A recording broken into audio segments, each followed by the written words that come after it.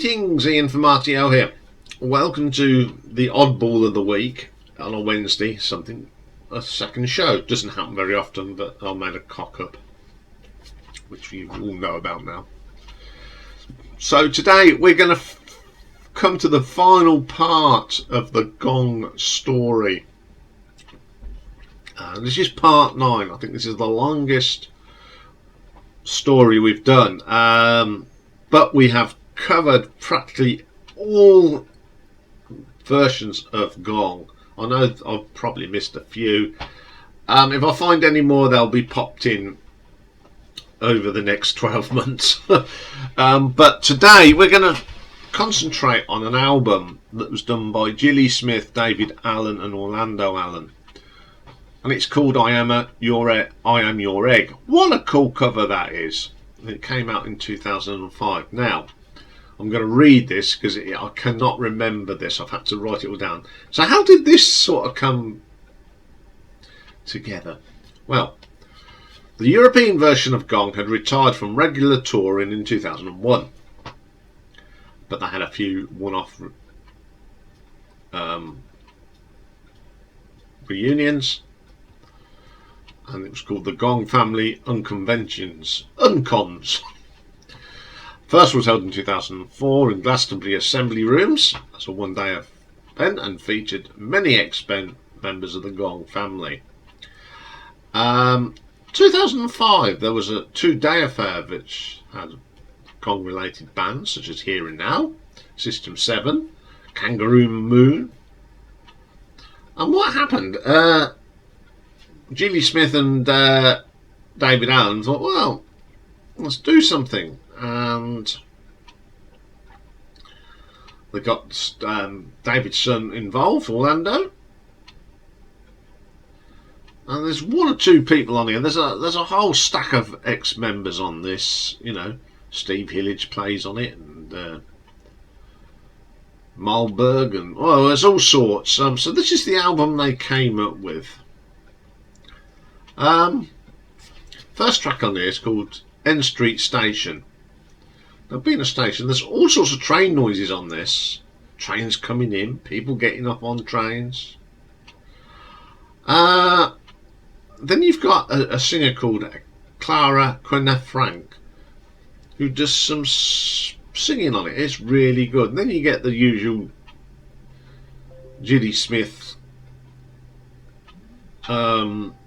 stuff. It's alright. Sacrifice is just 1 minute 33 of screeching and shouting. As I've come to know with Gong, they do out some really stuff. Then we get a track called Melting Love. This is brilliant.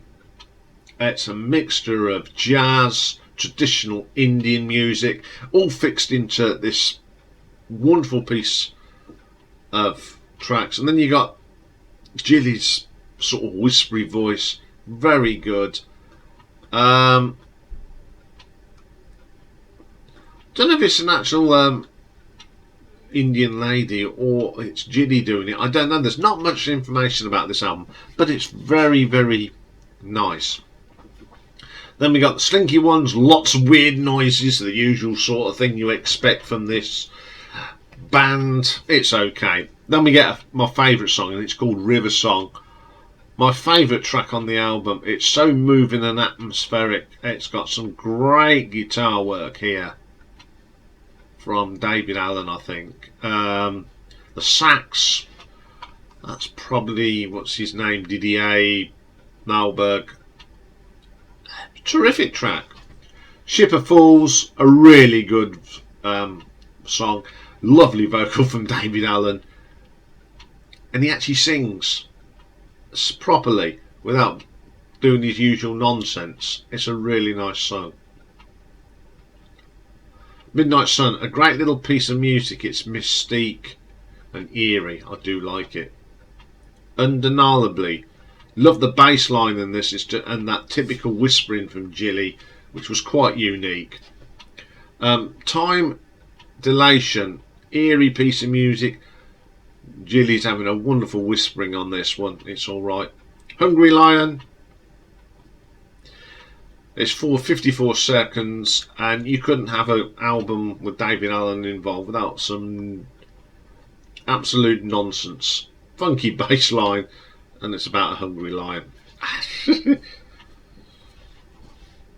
Mechanical Schoolmistress, I can't get on with it. It's just total noise. Palestine, it's got that Palestinian sort of mystique feel to it. It's quite good. I like Gilli's whispering on this. It's all about the atmosphere. Then we get Memory. This reminds me of very early Pink Floyd, actually.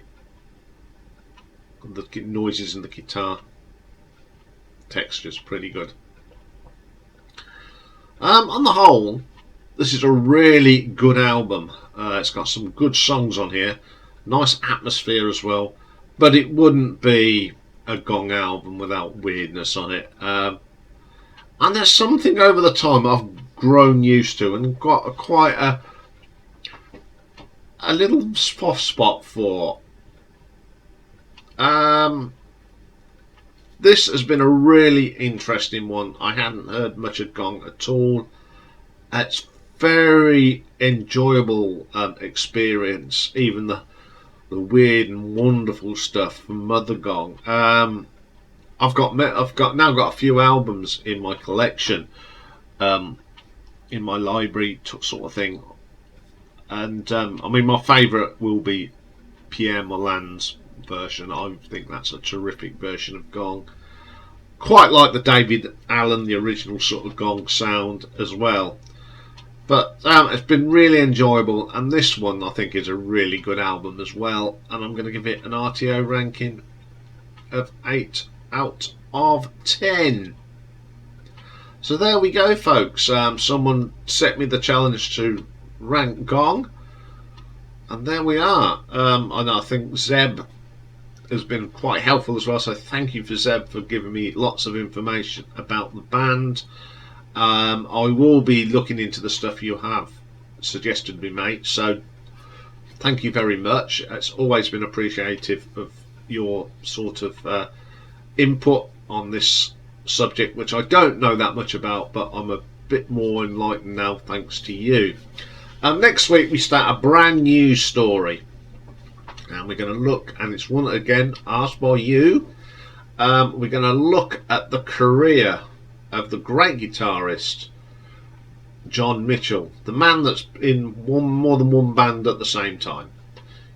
Known for his work with Arena, but we've got Lonely Robot and Frost, the Urbane. We're all going to go through them. It Bites. So we're going to start off next week with the Urbane and work our way through. Okay, that's all for today. Tomorrow we've got a great battle of the debuts for you.